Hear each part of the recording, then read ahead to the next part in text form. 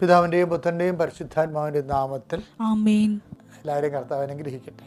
ഏറ്റു പ്രാർത്ഥിക്കുക. അമ്മേ പരിശുദ്ധമ്മേ, അമ്മേ പരിശുദ്ധമ്മേ, ദേവമാതാവേ, ദൈവമാതാവേ, അങ്ങ് അങ്ങ് കൃപാസനത്തിൽ പ്രത്യക്ഷപ്പെട്ട് വരാൻ പോകുന്ന മഹാദുരന്തത്തിൽ നിന്ന് രക്ഷപ്പെടാനും എല്ലാവർക്കും വേണ്ടി പ്രാർത്ഥിക്കുവാനും ആവശ്യപ്പെട്ടിട്ട് 20 വർഷം തികയുന്ന ഈ വേളയിൽ കൃപാസനത്തിലൂടെ ഞങ്ങൾക്കും ഈ ദേശത്തിനും അങ്ങ് മധ്യസ്ഥം തേടി തന്ന എല്ലാ അനുഗ്രഹങ്ങൾക്കും കൃപകൾക്കും ഞങ്ങളിപ്പോൾ ഹൃദയം നിറഞ്ഞ നന്ദി പറയുന്നു. അമ്മേ പരിശുദ്ധമ്മേ, ജപമാല മാതാവേ, സകല കൃപാസന പ്രാർത്ഥനകളോടും ചേർത്ത് ഞങ്ങളിപ്പോൾ പ്രാർത്ഥിക്കുന്ന ഈ കുടുംബത്തിന്റെ പ്രത്യേക നിയോഗം മക്കളെ കണ്ണടച്ച ഭക്തിയോടെ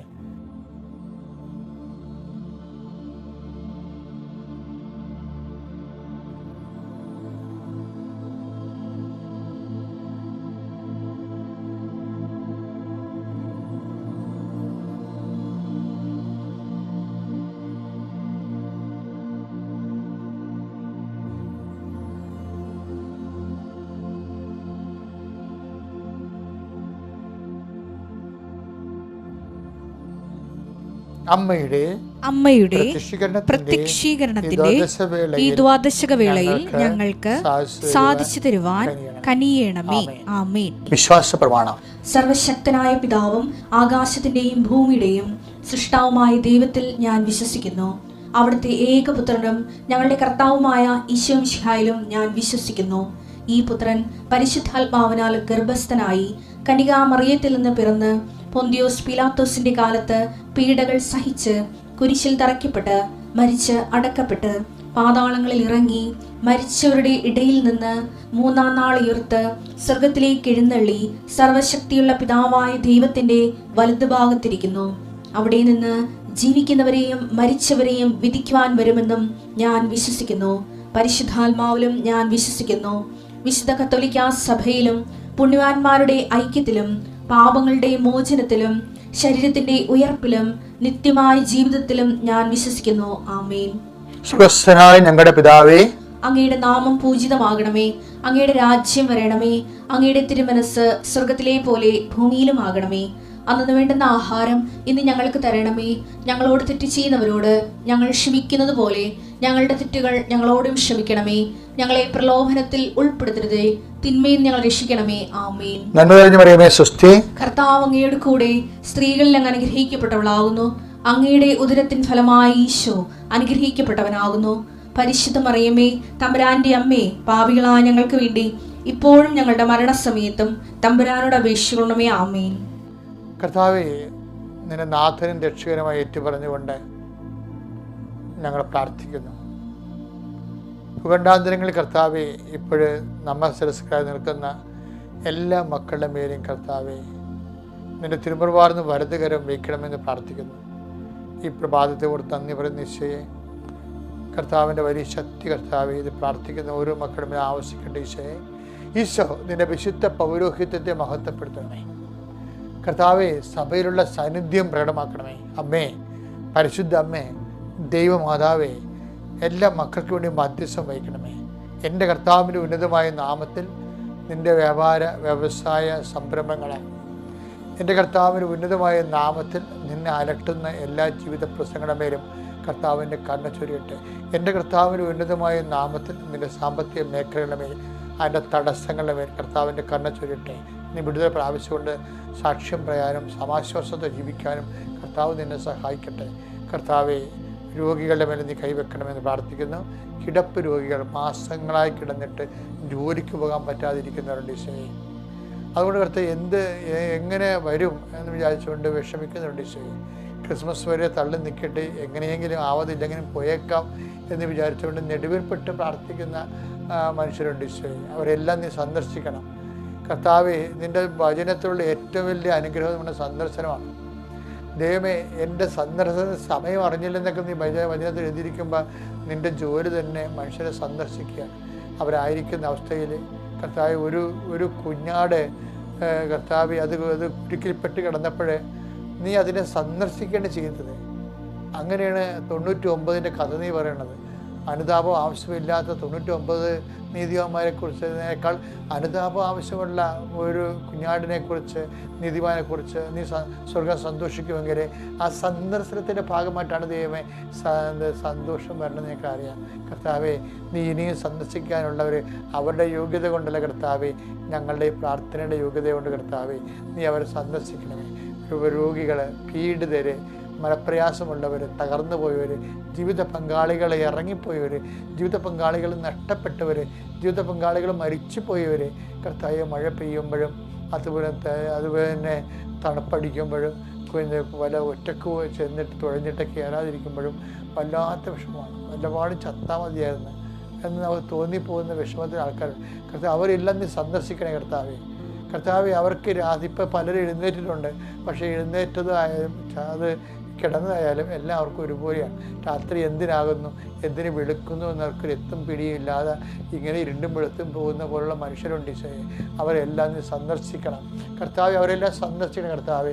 കർത്താവ്, കുഞ്ഞു പിള്ളേർ പോകുന്നുണ്ട് ഈശോയെ. അവരെ ചതിക്കാതിരിക്കുന്നവർ, അവർക്ക് ലഹരി മരുന്നുകൾ കൊടുത്തുകൊണ്ടും കർത്താവ് പഞ്ചാര വർത്തമാനം പറഞ്ഞുകൊണ്ടും കർത്താവ് വളരെ അങ്ങനെ വളഞ്ഞു കൂടിയിട്ട് അവസാനം ട്രാപ്പിലാക്കുന്നുണ്ട് ഈശോയെ.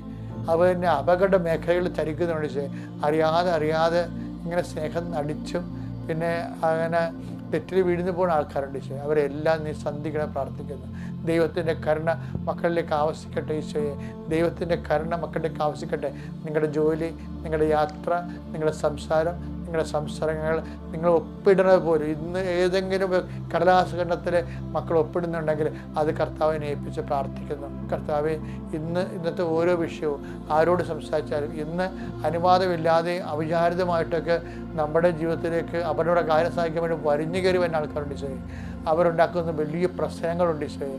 അവിടെയെല്ലാം സമീപനത്തോടെയും അങ്ങനെയുള്ള സാഹചര്യങ്ങളെ കർത്താവെ അങ്ങയുടെ മക്കളിൽ നിന്ന് കർത്താവെ നീ പൂർണ്ണമായിട്ടും അവരതിൽ നിന്ന് സംരക്ഷിക്കണം പ്രാർത്ഥിക്കുന്നു ഈശോയെ. അവിചാരിതമായ വിഷയം ഉണ്ടാകുന്ന വിഷയങ്ങൾ, ആകസ്മികമായ ദുരിതങ്ങൾ, അതെല്ലാത്തിൽ നിന്ന് യേശുക്രിസ്തു നാമത്തിൽ നിങ്ങൾ സംരക്ഷിക്കപ്പെടട്ടെ. കർത്താവിൻ്റെ വിശുദ്ധമായ രക്തം നിങ്ങളെ കൊഴുകയും ഉച്ച മുതൽ ഉള്ളംകാല് വരെ നിങ്ങൾ ഓരോ കാൽപാദങ്ങളിലും കർത്താവിൻ്റെ സംരക്ഷണം ലഭിക്കട്ടെ.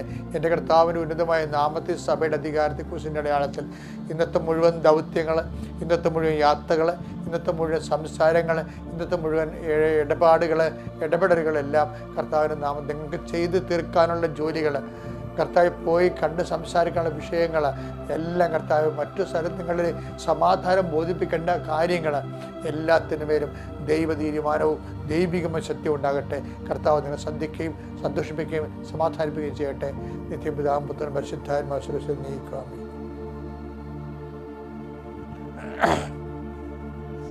മക്കളെ, നമ്മൾ ഇന്ന് വീണ്ടും ഒരു വചനം വായിക്കുകയാണ്.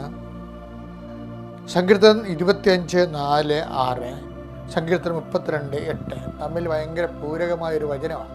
കർത്താവേ, അങ്ങയുടെ മാർഗങ്ങൾ എനിക്ക് മനസ്സിലാക്കി തരണമേ. കർത്താവേ, അങ്ങയുടെ മാർഗങ്ങൾ എനിക്ക് മനസ്സിലാക്കി തരണമേ.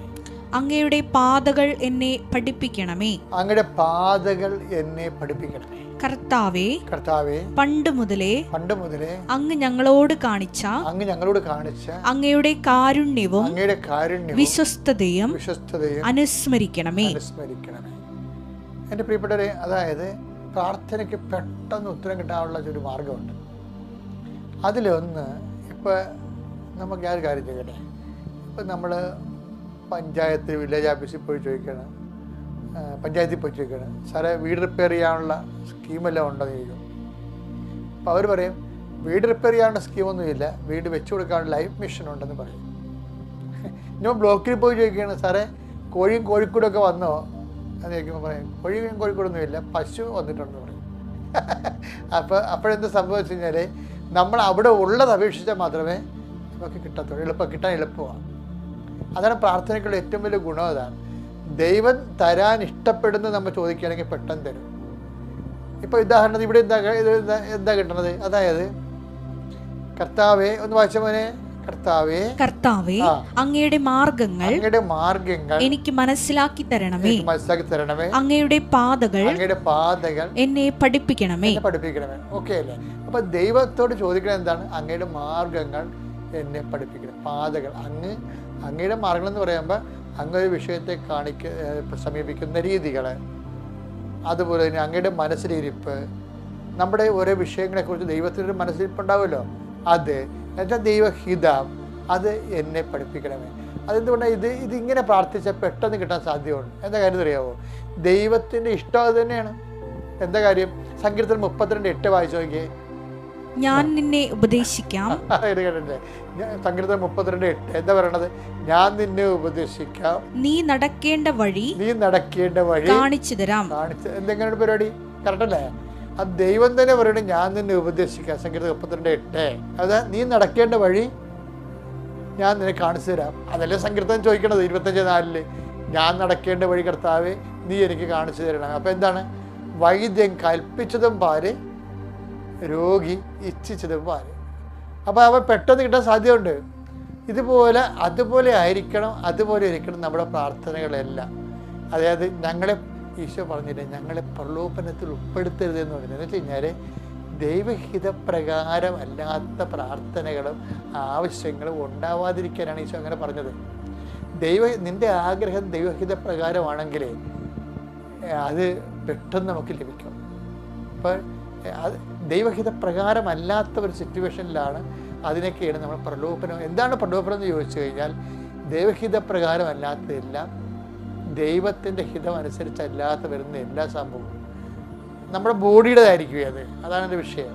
നമ്മുടെ മാംസം, അതാണ് മാംസത്തിൻ്റെ ദുരാശ എന്നൊക്കെ പറയും. മാംസത്തിന് എപ്പോഴും ദുരാശകളുണ്ടാകും. അതുകൊണ്ടാണ് ഈ പ്രൊട്ടക്ഷൻ പ്രെയർ വേണ്ടി വരണത്, എപ്പോഴും നമുക്ക് സംരക്ഷണ പ്രാർത്ഥന വരുന്നത്. അപ്പം സ്വർഗസ്ഥനായ പിതാവാണ് ഏറ്റവും വലിയ സംരക്ഷണ പ്രാർത്ഥന. അതിനകത്ത് ഇതെല്ലാം ഉണ്ട്.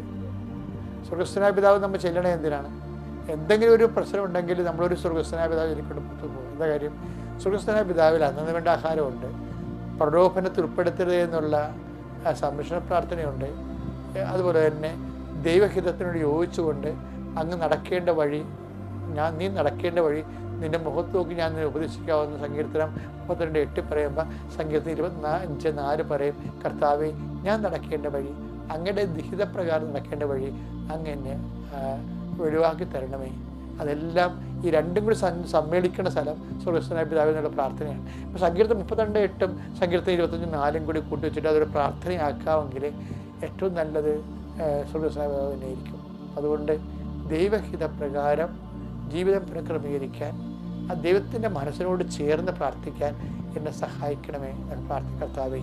ഞങ്ങളുടെ ജീവിതത്തിൽ അടിച്ചേൽപ്പിക്കപ്പെട്ടതും മറ്റുള്ളവരെ കണ്ടിട്ട് ഞങ്ങൾക്ക് ആശിച്ചു പോയതുമായിട്ടുള്ള വിഷയങ്ങളൊക്കെ ഉപരി അങ്ങ് ഞങ്ങൾ നടക്കണമെന്ന് അങ്ങ് ആഗ്രഹിക്കുന്ന വഴികളിലൂടെ ഞങ്ങളെ നീ നടത്തുകയും അങ്ങയുടെ മനസ്സിന് ഞങ്ങൾക്ക് എന്ത് കിട്ടണമെന്ന് ആഗ്രഹിക്കുന്നു അത് വിവേചിച്ച് മനസ്സിലാക്കി അങ്ങോട്ട് ചോദിക്കാനും, അങ്ങനെ സ്നേഹത്തിലും ഒരുമിച്ച് വളരാനും, സ്നേഹത്തിൽ വളരാനും, ജീവിതത്തിൽ അങ്ങയുടെ കൂടെ സഞ്ചരിക്കാനും, ഞങ്ങൾ സമാധാനത്തിൽ നിലനിൽക്കാനും ഞങ്ങളെ സഹായിക്കണമേ.